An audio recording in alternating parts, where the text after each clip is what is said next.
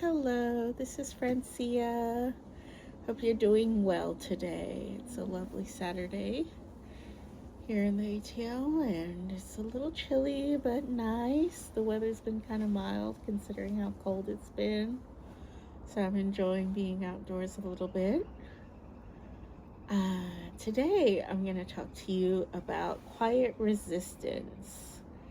Basically, slowing down in hustle culture, saying no to overconsumption, aging visibly, powerfully, gently, without trying to hide aging, and rest as rebellion. I just think that my happiness and my joy in this time of craziness in America is because I quietly resist. By being joyful, I am not falling into the trap of catatonic despair as this administration wants to try to inflict on us, like to make us feel like after shock and awe, just despair. And we don't have to fall into line with that because their time is coming and they will not always be here. And we will have a rebirth of the goodness that American life can be once we get to the values that are important, like self sustenance, sustaining ourselves, getting away from fossil fuels, taking an eco friendly approach to the world. There's so much we can do, and it takes every individual to quietly resist. And one way I quietly resist is saying no to hustle culture. I just don't do that anymore. Um, I quietly hustle by online a little, like just sharing, like if I have a new lotion or body butter blend I want to share with people, I'll post that. Or if I want to post online to my community, I will. But I don't feel like I'm hustling. I don't feel like I'm trying to keep producing, keep fighting, keep staying late hours, not taking care of myself, constant drive. That's not me. That's far from me. Um, what I'd say is that I have chosen slowness, going to bed when I am tired, not fighting it. And I try to instill that in my college age daughter because she's ruining her sleep pattern because she's staying up all hours of the night studying. And I understand that's a part of college culture, but it ruined me. And messing up my sleep turned into insomnia, which turned into bipolar disorder. So, yeah, I don't, I may not have mentioned that, but I'm bipolar, and I've been well for about 15 years now. Better, not perfect, but much stable. I'd say the word is stable. But there's certain things that I can and can't do. I have to take care of myself, and because of my mental challenges, I choose not to participate in hustle culture. That's just gonna make me ill, and it's not worth it. And I'm slowly practicing reducing consumption, like overconsumption. I've done well with not over consuming processed foods out in the fast food area. I've gotten much better about that. For the last couple years, I've cut back significantly on how much I eat out. if I eat out, it's at a restaurant, and it's usually something mild like sushi or something Asian food that is not fried, or um, sometimes I'll enjoy a good fried chicken. Don't get me wrong. Actually, adored the fried chicken in Thailand. I thought it was the best I've ever tasted. But I didn't have it every day, and I made sure to go to a place that I know prepared their food well, and it wasn't fast and salty and over processed. It was homemade. So, um, yeah. So basically, not consuming the things that contribute to obesity. Even though I'm a big girl, and I'm a proud big girl. Um, I'm still I've still done a lot to take off a lot of weight that was unhealthy and causing aches and pains on my joints and causing my A1C to be out of flux and causing diabetes, all the things that obesity causes. But I've learned that I can be a big girl and healthy. And that is something that I know I appreciate, even though Ozempic is, I consider it a miracle drug. But even though it may be abused by certain celebrities who don't need it and think they need to keep losing weight and being skinny and all of that, that's not me. I do it for health reasons. And I think it's important to take care of your body and have a nice plan with your doctor. Having a doctor is important.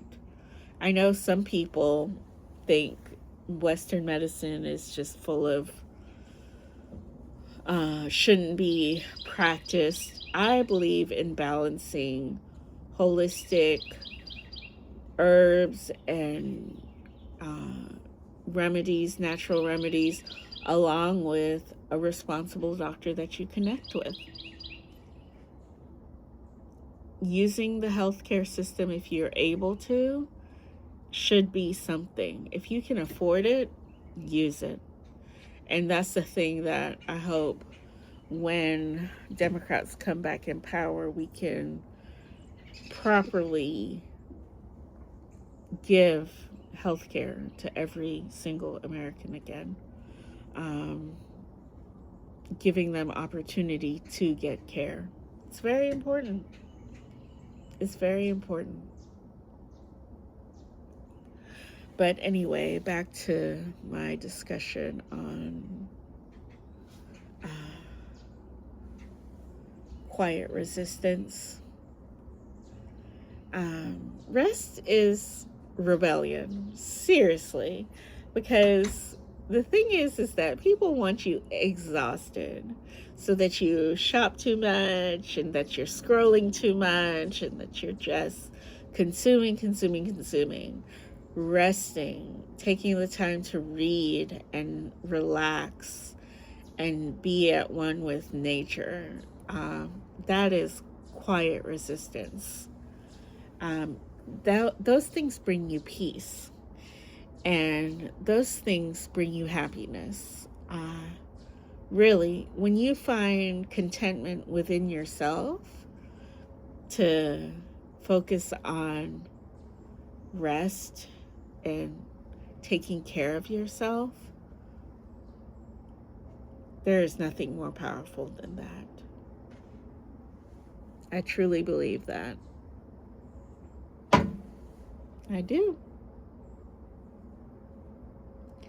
I think about how I used to just be up at all hours of the night, getting 2 to 3 hours, maybe 4 or 5 hours, just little sleep and trying to function.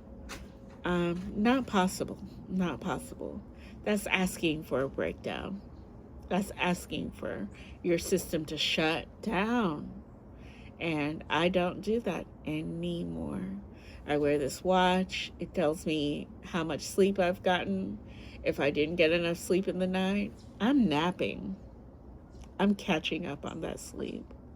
If it happens to be a busy week or I have a lot of things to do, I make sure on the weekend I catch up on my sleep. Sleep is very important. Very important. That's what regulates the body. And it tells me that God is kind of miraculous in the dark. You know, there's always this whole negativity surrounded by dark, but things grow in the dark. Under the soil, things grow and talk to each other and blossom, and roots grow under the soil in the dark. We sleep in the dark. Things grow in the dark, and it's beautiful. Embrace the darkness.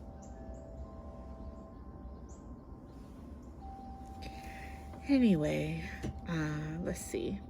I have notes here. And what I can say is that, as you see, I'm a gray woman, and my hair is out of braids right now. My hair is getting done tonight.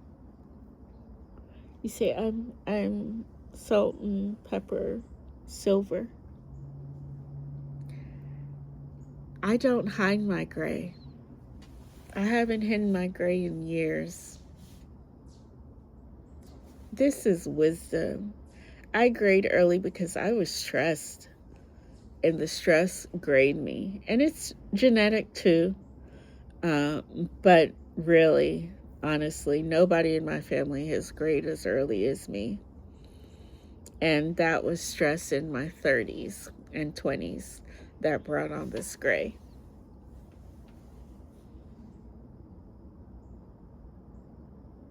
Don't do it to yourself. This is wisdom.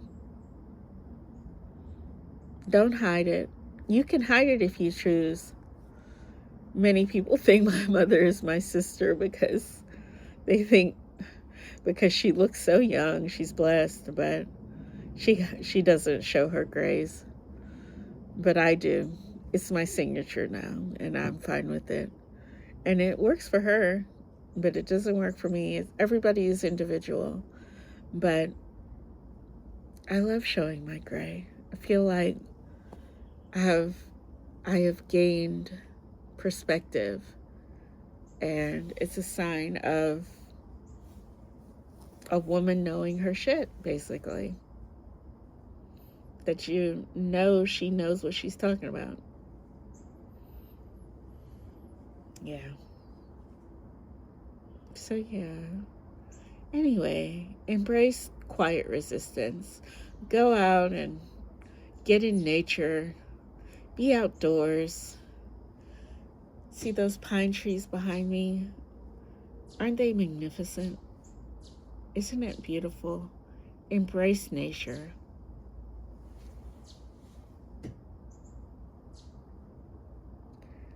Go and take a walk. When people go on smoke breaks at work, take a walk break. Go walk. Be outdoors. Say I'm taking a smoke break too. Just take your break. You don't have to smoke. Just take your break. And I think of the stress that teachers have being caught in a classroom all day, not being able to use the restroom. Find somebody to man your classroom. Go to the restroom. Go to the restroom. Take your break. Have smart children who can take names in your classroom and utilize your classroom well. Have a teacher come and stand in the doorway and take your 5, 10-minute, 15-minute break when it gets overwhelming. It's very important. And if you're deciding on a new school, if you're a new teacher, check how close you are to the restrooms. Can you take a break? Can you take a break? That's very important.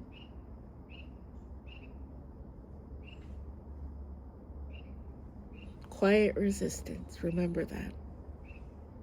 Peace and blessings.